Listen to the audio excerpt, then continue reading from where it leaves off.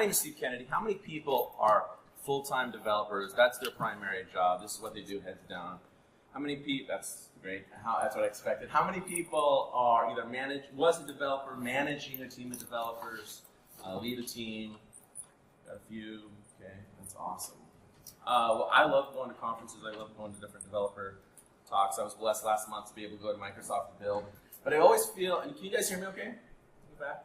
Okay. I always feel a little guilty when I go to conferences because I always think that I could go to a session, I kind of learn something, and I think, man, I could have watched that on YouTube. I could have got that content. I could have just watched that whole session on YouTube. There's information I could have saved my company hundreds and if not thousands of dollars. I think the value of conferences this size here is that, I know it's a little cliche, but I think the networking. I think the part where when we're in a session like this, where people kind of speak out and share, just have some communication. And Microsoft Build last month, I was in a session, a few hundred developers, and somebody was talking about new features, and they're like, how many people in the room use this new feature? And like 5 people raised their hand, including myself. I raised my hand because we use it at the place I work at. And I realized, man, maybe we're ahead of the curve. Maybe we think we're behind as an organization. Maybe we're ahead of the curve. I see all these other developers in the room who aren't using this new feature. That's the kind of information that I wouldn't have got out of just watching the YouTube. So I really believe the value of these things are these sessions where we can have some communication. So that being said, here are the goals today. We'll learn something and share something. So if you have been doing these coding practices, and we'll get into what those things are, if you've been doing those coding practices for a long time, I really want to hear from you. I'm going to share my experiences, what I've been through. But if you've been doing some of these things, you're like, hey, my organization, we do X, Y, Z, and we do it this way. I think that's where the value of these things are. So if you're not learning something, please feel free to speak up and share something. The only thing I ask is that you be a little brief and just respect. I got an hour to get through a lot of content. Respect everybody else's time as well. Anybody know what I'm trying to say here with the far right? You want to take a guess? Conversation trumps presentation. I know that's just so bad, but I really think that that's where the value for these things are. I've given this talk a few times. I've never given it with Star Wars flavoring, so this will get a little interesting. But this is usually the slide I start with developers. This is written by a guy named Watts Humphrey, I think. He's known as being the father of software quality. I don't entirely know how you get known for be the father of software quality. But looking at this is, to change the quality of the software that you're making, you have to change the process in which you make it. Does that sound real? Does that sound right to people? Does this make sense?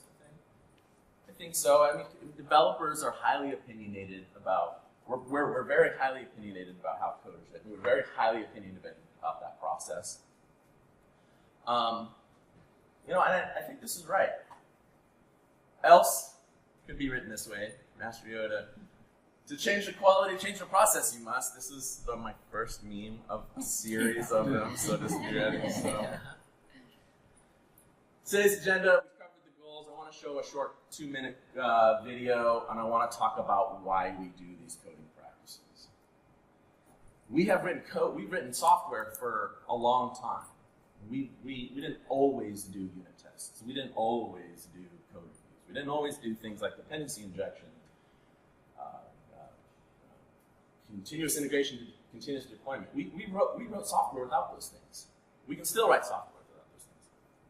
Why should we do them? So let's talk a little bit about the why, and that's where I want to really solicit some feedback.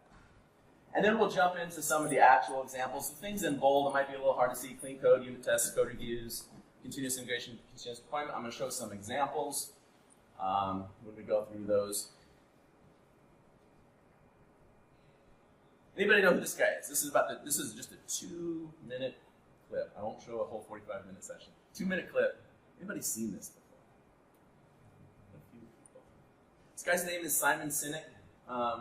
This video in its full length kind of went viral.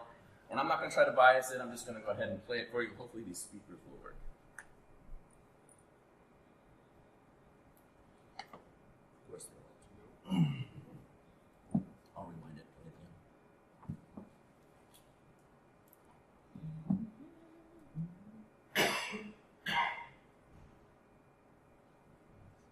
course. I tried them 2 seconds ago and they worked.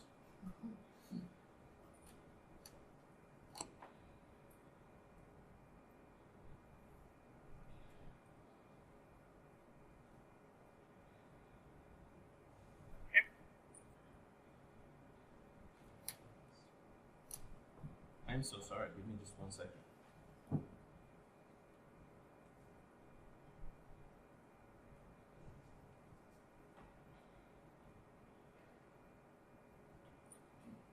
I do not understand why that wouldn't work. So, we're going to wing it. What he's talking about is the value of why. He talks about how different companies communicate. He says, most companies start with the what they do. He says, we sell computers. And then they say, how we do that? Well, we sell them through this mechanism. And then they talk about why they do it. He tries to compare this to Apple and how they communicate. He says, while most companies work outside in, where they start with the what they do and then the how they do it and why they do it, he gives an explanation. I kind of hear volume. I think it's coming out of. Yeah, we connected to the projector. No, it's coming out of the projector. Yeah. Might have switched over to that.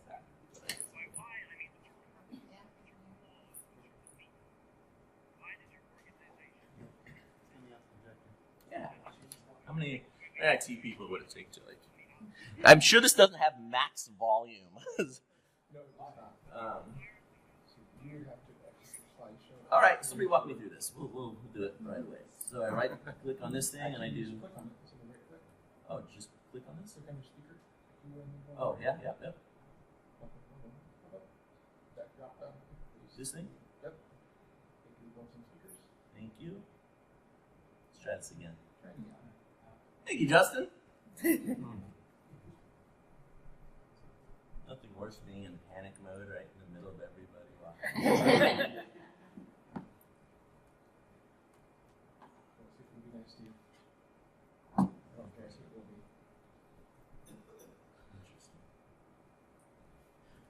So he says, Apple, they start different. They start with the reason why they do something. They say, we want to challenge the status quo. We do that because we think differently. What we do is we sell computers, or we sell innovation. We sell sharp, crisp, clean products. We just happen to sell computers. We want to buy one. And his point is that starting with why sometimes fundamentally changes the conversation. I'm worried because the second to last slide I've got has a video with audio as well, so I'm trying to think through how I'm going to get to what I'm going to do when it gets to that. You're going to learn to sing really quick. So why? Why do things like code reviews and unit tests? Why do things like continuous integration? Maintainability, I like it. What other reasons? It's a room full of developers. Come on. Why do we do these things? Find bugs.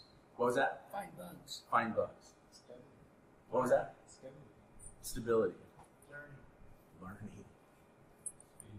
Speed. So someone other than you can actually read your code. Readability. Common practices. Standards. So, when I'm giving this talk before, these are the things I've collected. I've heard from other developers as well. They seem to ring true with a lot of things that I've heard here. We do these things because we believe the power of being able to maintain it, the reliability, the stability, making sure it's readable for the next person. These are valuable. Do you think these are valuable? These are the reasons why we do things. You want to know what I think the number one most arguable point is amongst developers of this list? Anybody want to take a guess? Speed. So I find there's two different troops of developers. They'll say, one group of developers will say, I can write my code faster, I can get the thing done if I didn't have to worry about code reviews and unit tests and all these other good quality processes we follow. Anybody have heard that from other developers? Then you have the other troop that says, you know what, yeah, I can see short term that that maybe you can write something faster without those quality processes, but long term, I think that that's not right. They say something like this. This is a design hypothesis graph. It's from a guy named Martin Fowler, but you can kind of change out the word design on this graph with quality processes. This kind of is an idea that says there's a payoff line. I think that you can write code. You can produce output cumulative functionality quicker if you live below this line without having to do those quality processes. But there is a payoff point. There is a time where those quality processes start to pay off above that line. How many people live underneath this line where they're just like, it's okay, we're just cowboys, we go fast, we don't entirely know some things. I live this. I live this too. Sometimes I wonder about this statement here. This is somebody else's graph, but I wonder about that statement there. Sometimes I haven't seen the payoff. Sometimes I realize that payoff really quick. But I don't know. It's really hard for me to measure when those quality processes start to pay off. And this graph is just showing that idea that over time, those quality processes will start to pay off. I give this talk to, not the Star Wars flavor of this, but I give this talk to a group of developer supervisors. And I talked to them about how important understanding this idea is. That convincing some of the developers to say, there is a payoff point. There is a line where good quality processes start to pay off. That's what this graph shows. This, of course, is a graph of Obi-Wan Kenobi. I didn't know what to add to it, so I did.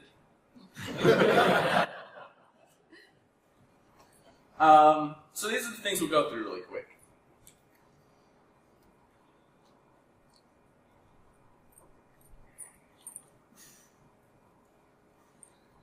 Anybody know who this is? You're about to lose your nerd cards. How many people know who this is? Okay? Everybody should know who this is. Who is it? C3PO. C3PO. What does it stand for? This is what I get from everybody. Don't worry. Nobody knows. Nobody knows this. I asked this question. Nobody knows what C3PO stands for. Everybody knows who it is. Something protocol.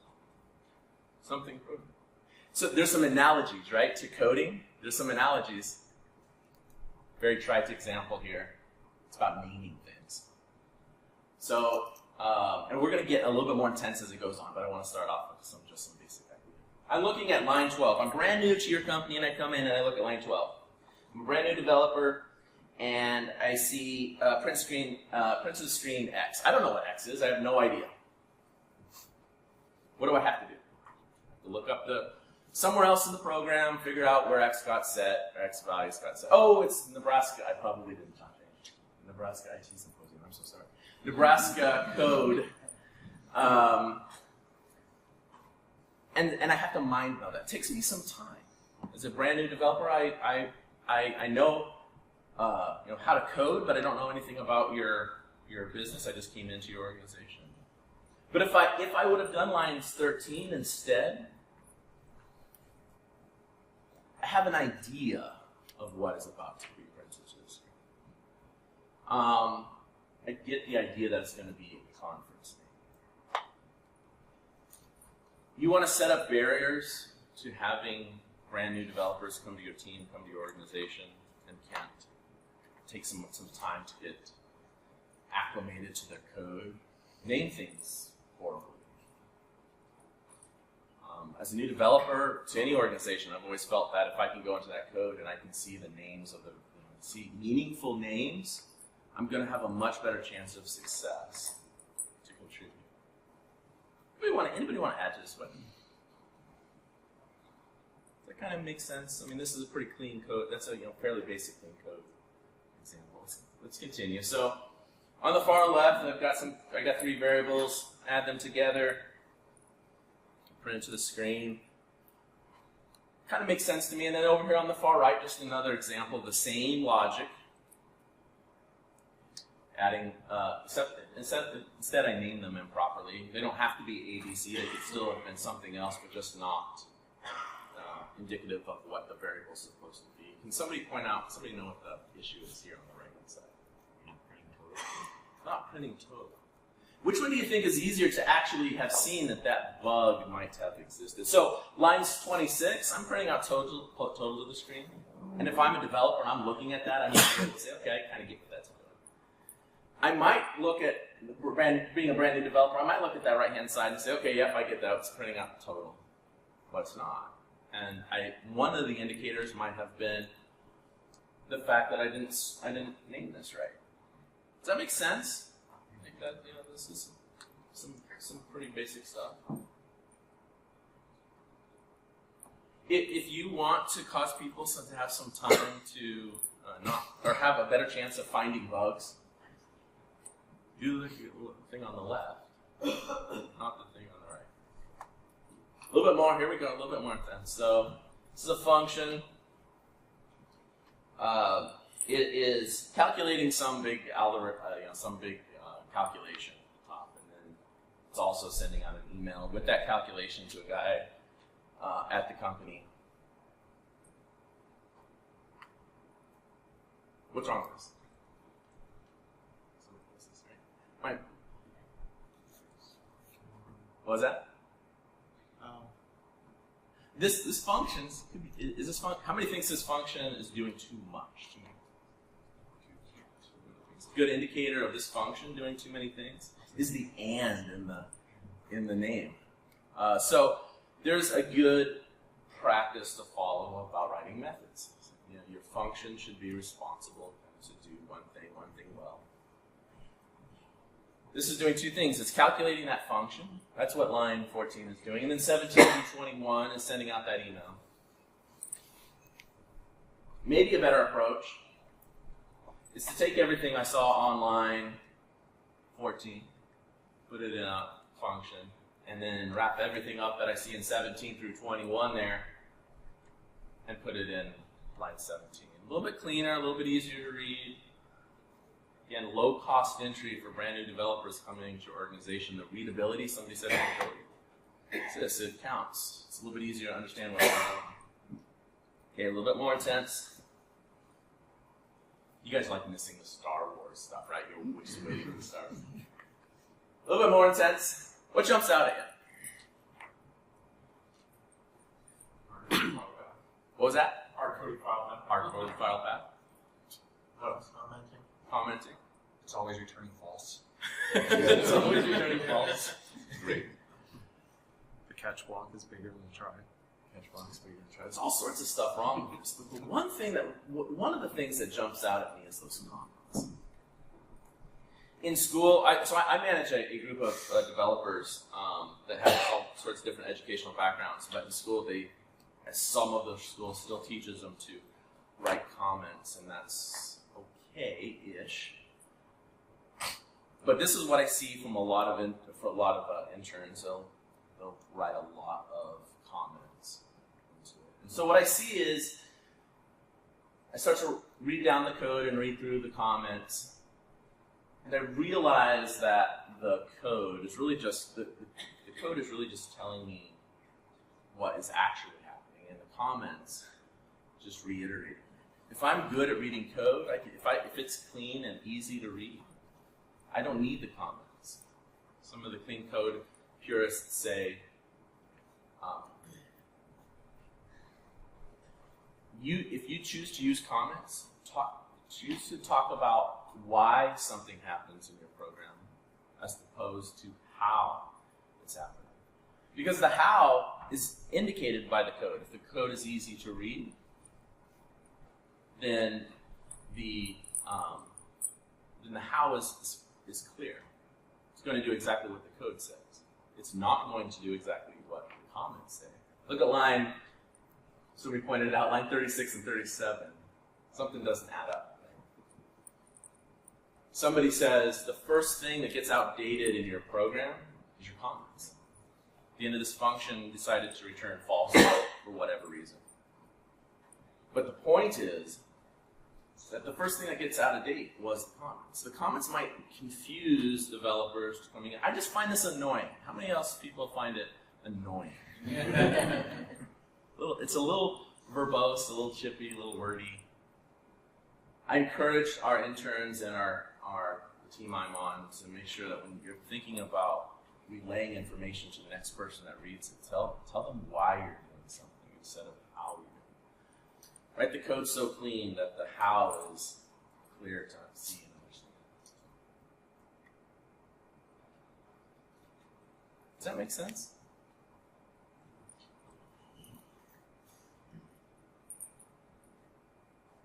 I have no idea what I'm going to do for that audio. Before I go too far, refactoring is a good thing. I don't want to lead off with the idea that it's not. But there is horrible traps to get into when you refactor. I want to talk about some of the things to watch out for.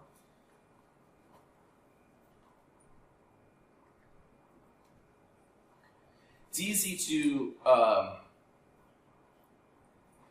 refactor just for refactoring's sake. Right? It's easy to go into my code and say, I can make it better. By the way, if you haven't learned, you can probably do that till the cows come home.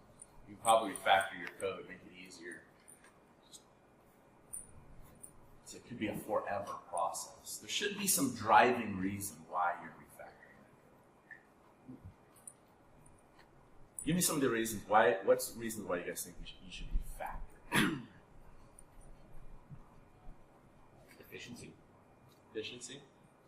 Change one of those bad names to good names. Change one of those bad names to good names. Incredibly difficult to read. Incredibly difficult to read. Languages get better. Languages get better. I like that. Make it testable. Make it testable. One side factor interns, as we're dealing with now and have passed, is if they really understand being able to potentially create a method that they suddenly realize can be used. Does that make sense? Yep. Dry, keeping things where I can reuse as something I've already written. Don't repeat yourself. I was thinking of things of like simplicity. By the way, refactoring, the kind of golden rule is don't change logic. So when you're refactoring, you shouldn't be changing the way the application works. You should just be changing things like the things you've mentioned, making it easier to read. But it's a trap because sometimes you go in to refactor something, what do? And inadvertently break a logic thing. Really being aware of that, that's sometimes seasoned developers get into this. Like, all I did was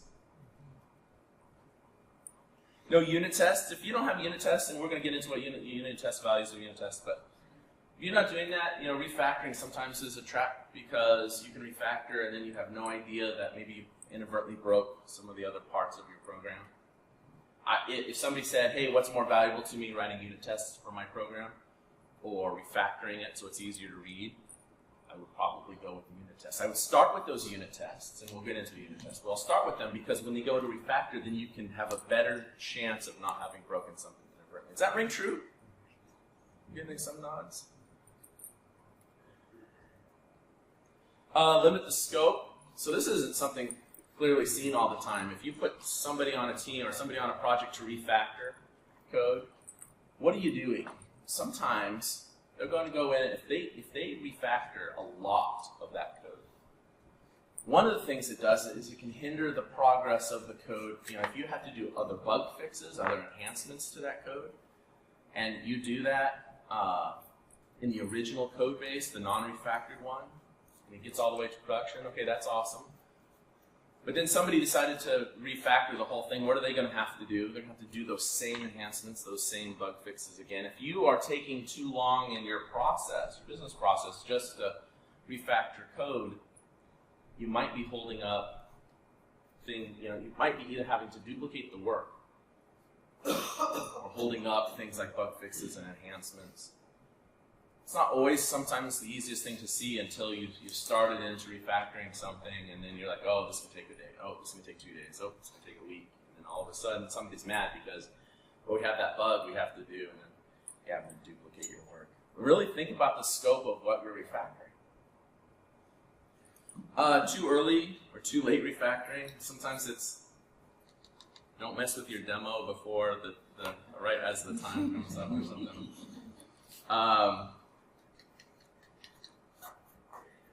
Sometimes too early. This is a hard one. It's the too early part. I'm writing code.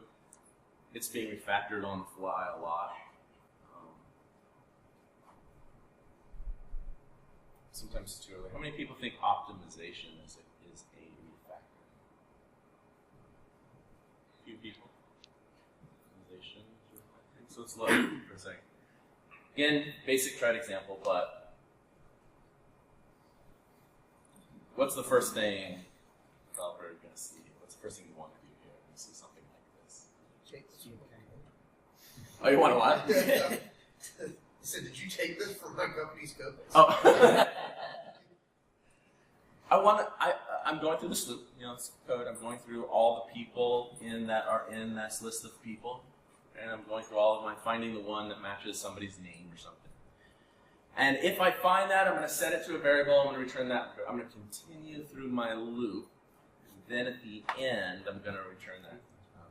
So the first thing a good developer wants to do is I want to return early, right? I want to say, once I found that one person that matches that criteria, I want to return early. So I think so. So I'm going to do something like this. I'm going to change the top to the bottom. Did I change logic? Or did I refactor? It's a trap. Because you might have had more than one Steve Kennedy. You might have had more than one Steve Kennedy. I've done this. I have said, I'm going to optimize, and I inadvertently broke. Because I might get a different result when I return customer if there was a different Steve Kennedy. It's a trap. Sometimes trying to find it. But then that begs the question, which Steve Kennedy do you want? Right. And that's a good business logic that might have been broke as a result of what you thought is refactoring. What was the other? I was just saying, you for some reason knew that you wanted the latest Steve Kennedy in the collection. Yeah. Maybe it would have worked if you thought, yeah, I want the last Steve Kennedy on that top one, but the bottom one's going to return the first one, and all of a sudden, you inadvertently broke something and you thought it was refactoring. How many people have seen and heard of this, have heard talk about solid? So these are very, they're academic principles, but they have real world value. We won't go through every one of these. Every one of them have books written about them in depth, but I do want to talk about, one of the things if you're just putting together your team, everybody's at a different place. Your company might be trying to put together a development team and follow good practices, and that's why you're in this room, just to kind of learn what other people are doing. One of the things you can, if that's the case, one of the things you can do is you can take this back to your office and you can say, hey, I want to ask our development director, manager, do we follow solid programming practices? Not like hey, we do good solid code, but actually this acronym of solid. It's one of the things you can challenge, your staff or your team to say, do we do these things? I won't talk about all of them, but I do want to talk about single responsibility principle for just a second, just to give you an idea of what these things are. Single responsibility says a class should only have one reason to change. Things shouldn't commingle, and it's really difficult sometimes. It's not as easy as you think it is. I think the example I challenged interns with is dog walking versus dog talking. And when you have functions that you want to portray for a dog to walk, and you have a function you want to portray a dog to talk, should you put those in the same class? Dog. Maybe some of the seasoned developers I would make a partial class, I would extend it, I would do something which is good to keep that level of separation. I heard a guy say, maybe we should consider our classes to be verbs, not nouns. Anybody agree with that? Disagree with that? If we stuck that dog walking and that dog talking into the same class, that class is doing, it's responsible. It doesn't have a single responsibility, it has a dual responsibility. It's responsible for dog walking and dog talking. If I want to change dog walking, what do I got to do? I go in that one class. If I got to change dog talking, what do I got to do? I got to go in that one class. And really, you should have two classes to manage for single responsibility. You should have two classes. These things should never meet. They are different things. Right? Enterprise and then Star Wars. These are not the same things. Single responsibility principle is keep those things separate. These are valuable things for intermediate and senior level and seasoned developers to understand and to make sure they're coaching your junior level developers or your interns to follow practices like this so that they don't mix up two different things.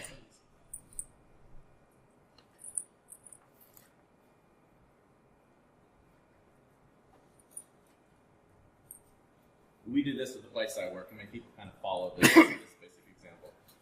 So the green dots are my production code base as it progresses through the life of its code, its changes, and then we branch off. We make a copy of the branching of that production branch, and we make our changes, enhancements, bugs. The most volatile part of this process, the most dangerous part of this process, is right here. You bring that code back into the production that could affect customers. That's the most dangerous part. There's there's lots of things you can do to make sure that you can kind of protect yourself to when that happens. When you bring changes and enhancements into your main code base, that's the time I start to worry. Not when during development, but when I start to have that potential to affect customers. One of the things you can do is code reviews. This is an example, a very basic example of a code review. I'm surprised how many organizations I've talked to that don't do code reviews. So code reviews are different for different tooling. This is GitHub, so it's a Microsoft product now. This is GitHub. On the left, you see the stuff that changed. On the right, you can see what it changed to. There's two good purposes, I think, for code reviews. One, you can check for bugs. You have another person. Code review is just a fancy name for a peer review. Somebody else is looking at your code besides yourself. I'm very curious. How many people do code reviews as part of the organization? So a lot of you guys do. Okay, so how many people have required that any changes in the production require at least that have more than 2 people approve that code review before it goes to production? How many people require one person to do it? Out of curiosity, is there anybody that does? You don't have to have an approver at all. The people who says we don't have to have an approver at all. Would anybody be willing to share just what they've seen? Maybe some of the pros and cons. We kind of just self-police ourselves. Like, we don't have any procedures defined, but we do our own reviews. So there's no like we need 1 or 2. I wonder about this. Go ahead. We only have 2 people who have the permission to do it, and it's generally our rule is you should only be doing it if it's to correct small mistakes where it doesn't really require like someone else to actually review it. You're not supposed to be doing it for any actual features or changes. I work for a client that has all within the same software branch and with 3 different teams. Each team does it differently. Some teams don't; they just roll the strap in production. Other teams code reviews, and again, 1 or 2 reviews. Find that those who don't do the code reviews are often the ones that get Sure. Somebody else raise their hand. So we don't have a requirement for it, but all of the developers just basically don't feel comfortable asking our code for any question about it. So it's not a requirement, but we always do it. It used to be suggested, but with GitHub's changes to protecting branches, we now are able to force them to do it. Then we would actually push to our master branch is a force push, which you should never do. It's pushed us quite a bit into actually reviewing code finally. I like GitHub. Anybody know? So I use GitHub Enterprise on premise, and it has the option to say, hey, you cannot push directly into master, but you have to go through a code review process. But it doesn't allow me to set how many people have to approve. Does anybody know GitHub Public? Can you set the number of code reviewers? So So one is enough. You can't Visual Studio though. You can't TFS. Yeah. Like so, and I also use TFS. And TFS is one of the really cool things I liked about it was that you can set. I need 4. I need 1. I need 2 approvers before this code can get merged into master. The hardest part, so there's 2 values I think. One, having somebody else code review and making sure bugs don't get to customers. Making sure features are worked like they're supposed to. Having somebody else look at your stuff is a good thing. Looking at your code is a good thing. The other thing that I think I would argue is maybe even more important is the learning that goes on. I would not be as good a developer as I think I might be if I haven't had my code reviewed by people who are better than me. I think it's like chess. They say you can't get better at chess unless you play somebody better.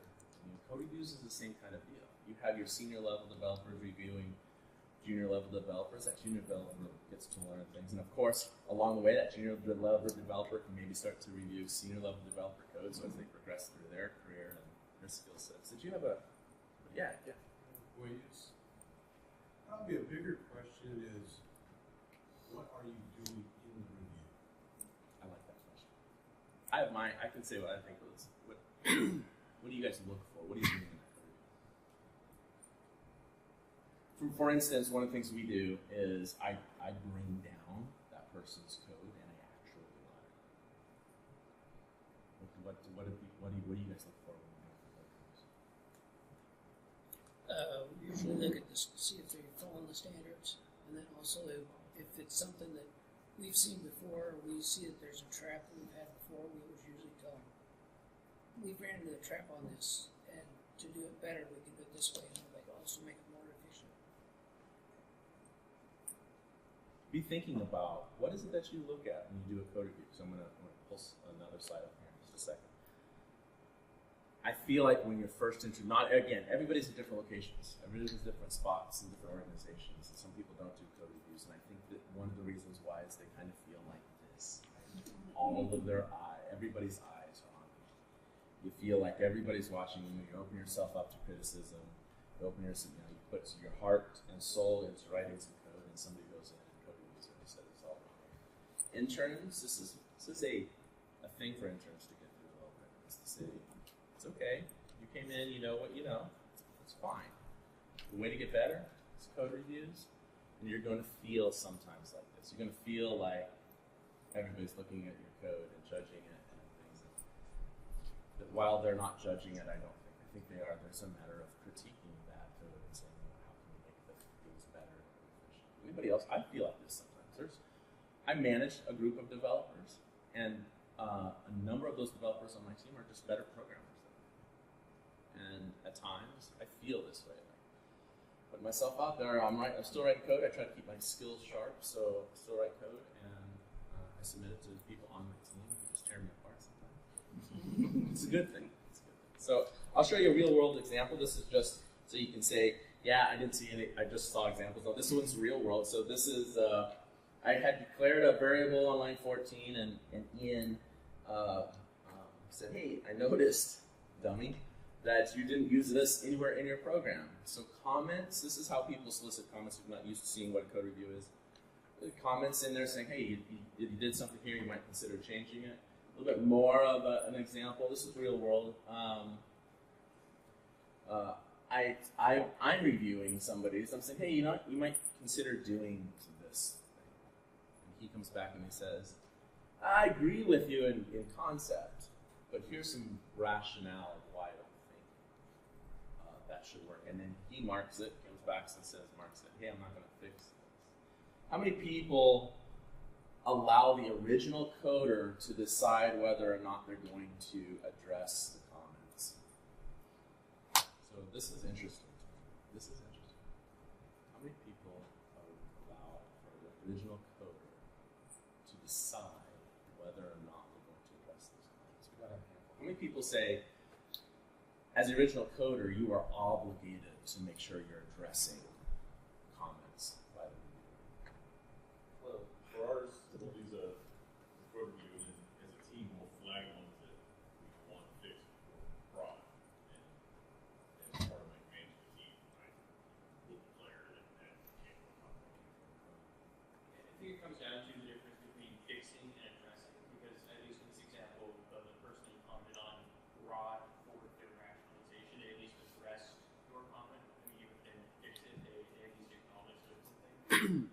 which is exactly what we do. That's normal for me. But I like. I'm always interested in how people tack this question. How many people can need to review it, and are they obligated to do it? I've wondered if there isn't some value to do it the way that first group said, where original code, or maybe you take out the fact that I can't. In TFS, you can, and I think in GitHub as well, you can do hard approvals and hard rejections. I know in TFS you can do hard rejection. Taking those out and just letting the comments drive whether or not how the code is, if the code can go to production. Isn't some of that depend on the team, on the skill level of your team, the trust in your team?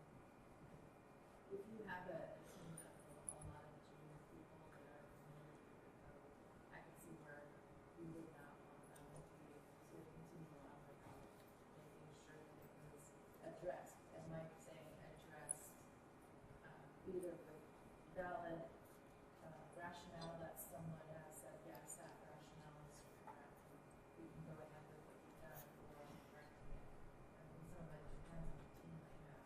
Yeah, that trust factor is huge there. In your specific Oh, issue, yeah. you had it, I would make them actually go in and create a backlog item. We get a backlog story out of that. It needs to be That fixed at follow-up some needs to be yeah, it fixed needs to be at fixed at some some point, but it's not related That's a really to good what they're idea. doing, but we don't want to lose track of it. It's a good idea. Sometimes I'm pushed to say, hey, I got to get this out, or I have to do it this way temporarily, but in a month we know we're going to change this. But so you don't lose track of it. Basic code reviewer.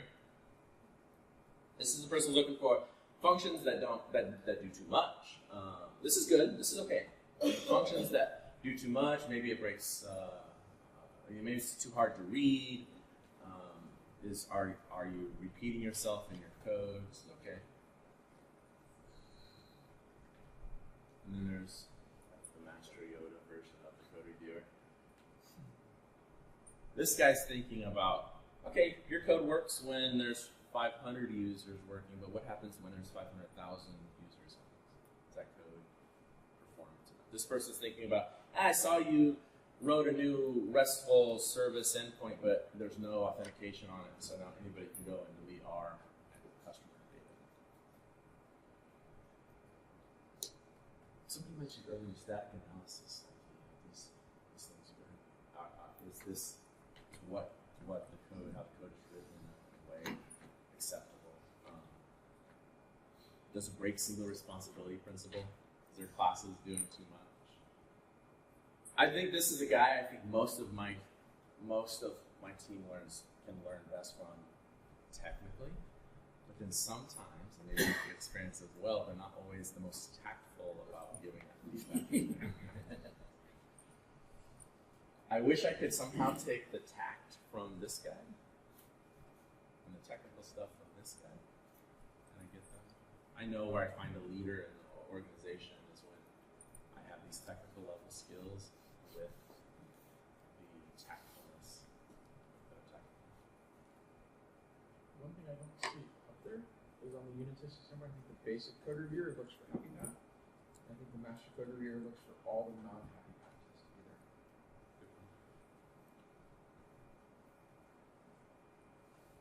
Unit tests. 15 minutes, I'm going to fly through some of these. But why do unit test? Code, you write code to test your code. Idea of a unit test. Again, I'm not surprised. I know there are just organizations out there that don't do unit tests. They don't entirely understand them. They don't know what they're for, but we're going to talk about that. So unit test is just a chunk of code that you're using to test some of your real code. Why do you do it?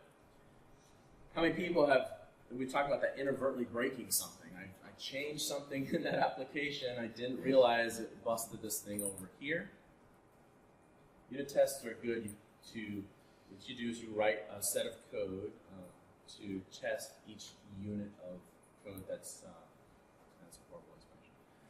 You write, I think about a function. Like if I have that function that was adding subtotal and total and fees together to get that total, I want to make sure that works right. I might write a unit test to send some some of those subtotals into my function and making sure I produce the right total. I might also then send in some stuff, do a negative test, getting results that making sure my function that I wrote operates like I expect it to. Over time, you build up a library of these unit tests for each project, and the value of it is when I go in and I change something, I fix a bug, I make an enhancement, I can come back to these unit tests, I can run them all, and I can have some idea that I might not have broke something else inadvertently. When I go and I put in my bug fix or my new enhancement, I'm also going to write a unit test. I'm going to just write a set of code and test to make sure that new code that I just put in worked. How many people do unit tests? It's a different answer when I talk to the managers, IT leadership sometimes. I don't know if they know if they do unit tests or not. But here's an example. So over here on the far left, we have 717. I just truncated this to about 30 or whatever, but 717 unit tests. I go into this application, I change the code, I come back and I run all those unit tests, and when all those pass, I feel really awesome. I feel like I might not have broke something. Sometimes what happens is what's on the right. I did not realize that I broke this. I had no idea otherwise. I had no idea that there was something I had inadvertently broke, and this came up and grabbed me and says, you might have broke something for part of your unit testing. It gives me a comfort level that it's not 100%. Right? If there's no unit tests for some of the functions that you might have updated during your enhancement or bug fix, you might have inadvertently broke those. Some things aren't covered, don't have unit tests, and you might not recognize those until it's the worst case scenario.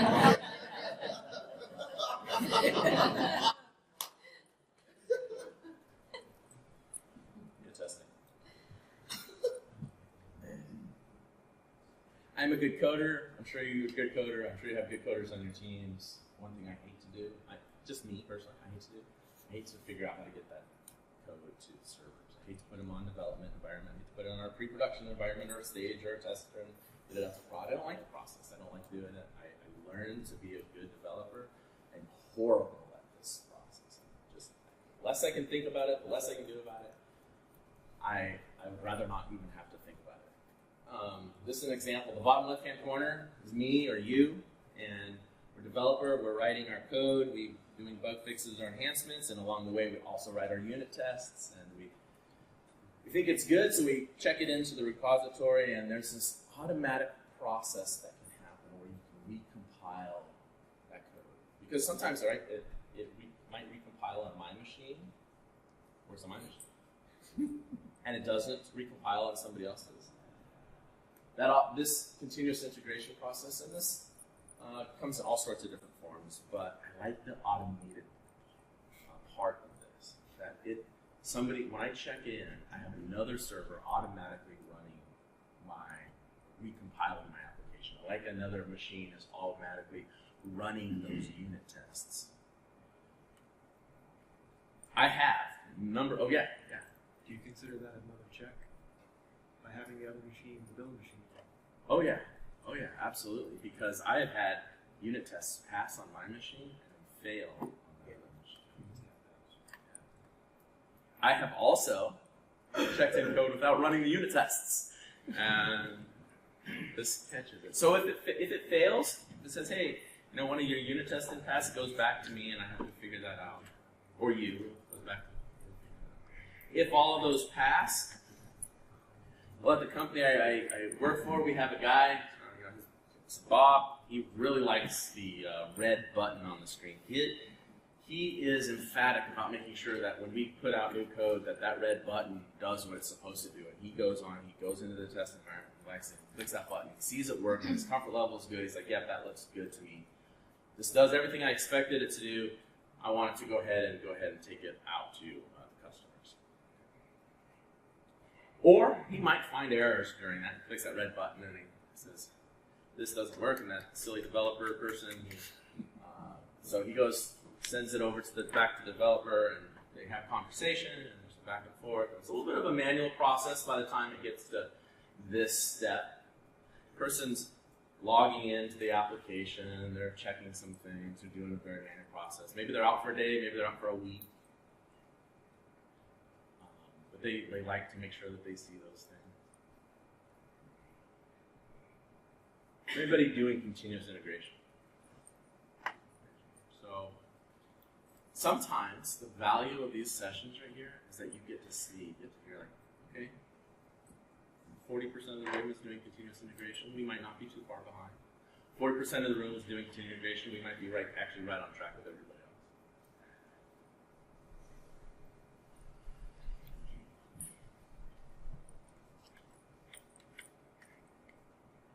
What have you learned through this process? What some of the stuff?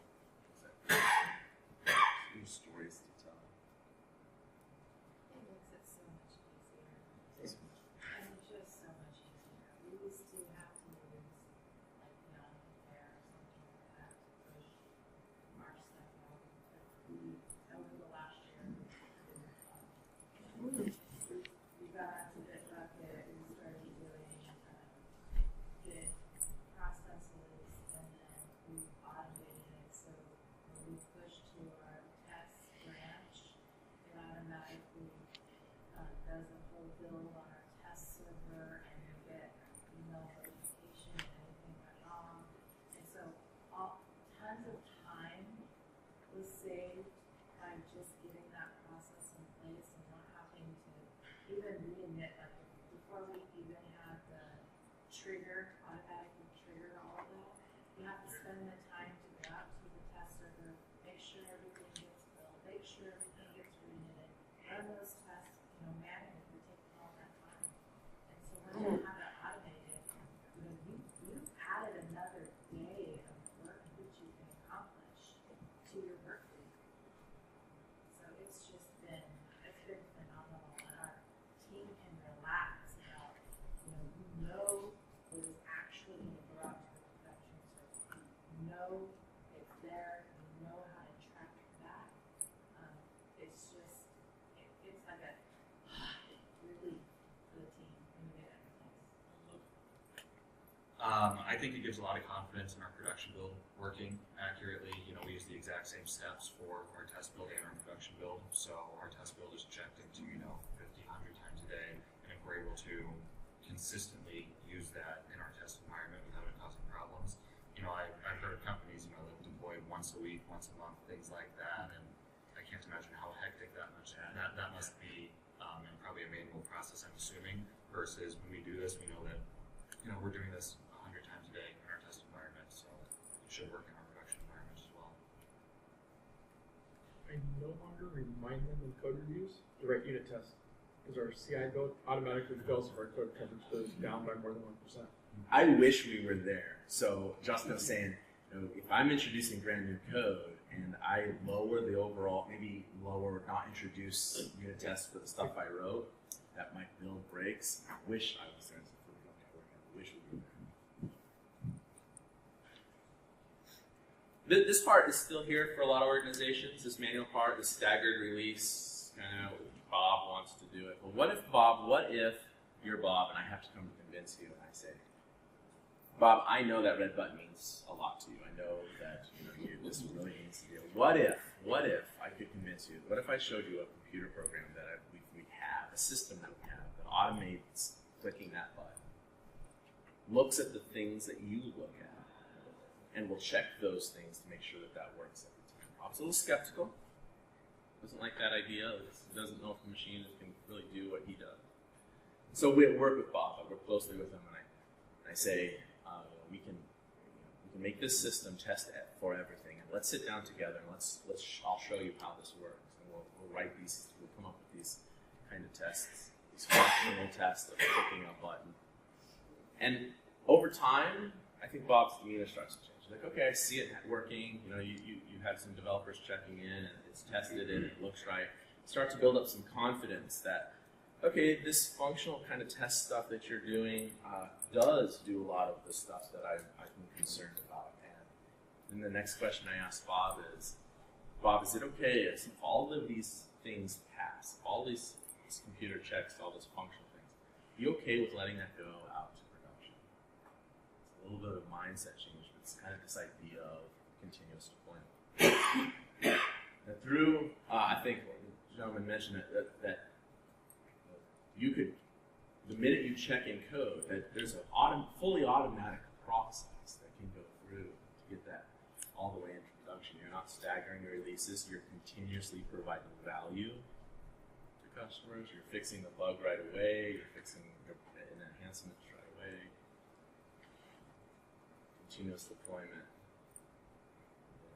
How does audit trail work in continuous deployment? So, how does audit trail work? You guys, somebody who does this, how do you guys? I'll answer that what I think too. It's a combination of GitHub and CI. So GitHub said all the changes, and CI said what deployments actually ran. And so every deployment knows what GitHub changes got made. Your audit trail right there. We piece together, so we'll see a release. This is like a deployment.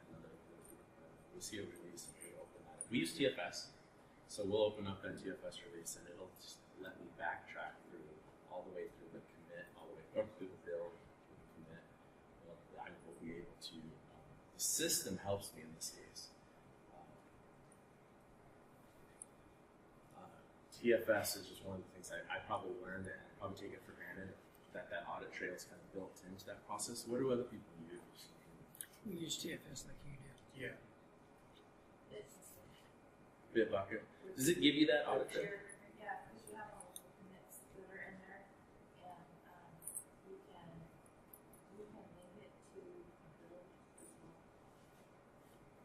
So I can see what build got triggered by which commit. I can see which developer did that commit and what that commit was It changed. flags the deploy with the date, so that was the commit that was deployed. You can roll it back to previous commits. Does that answer? Or what? Kind of. That answers from the. You're trusting your development team at a different level. At that point, we have a lot of to do a continuous deployment. There's got to be certain sign-offs. There's got to be certain managerial level things to happen before that thing gets kicked out, right? And so you're changing your process a little bit, or your trust, or You're absolutely culture. changing your culture, your trust. You're absolutely changing it. That you have that Bob in your organization who really wants to sign off on those things and making sure that those things that are supposed to be done are being done. Turning to a computer to do that stuff is not always comfortable. Well, we have that in Jira, since Jira is tied to our commits as well, and then I'll look for that move stuff on and move stuff through there without those sign-offs. So you can go back into the Jira and see the branch that was worked on and all of the changes, the statuses and the sign-offs. That's what we do too, we do Jira, Yeah, Jira. especially for audit trail and stuff like that, audit stuff. We want to see where it's done, who's done what. So that your continuous deployment pipeline ties into Jira. That is not totally Fair enough. at all, so it's I mean, we run a lot of that Getting stuff through there, Jira. Yeah, we do a lot of Jira. We are now. We're growing into that. But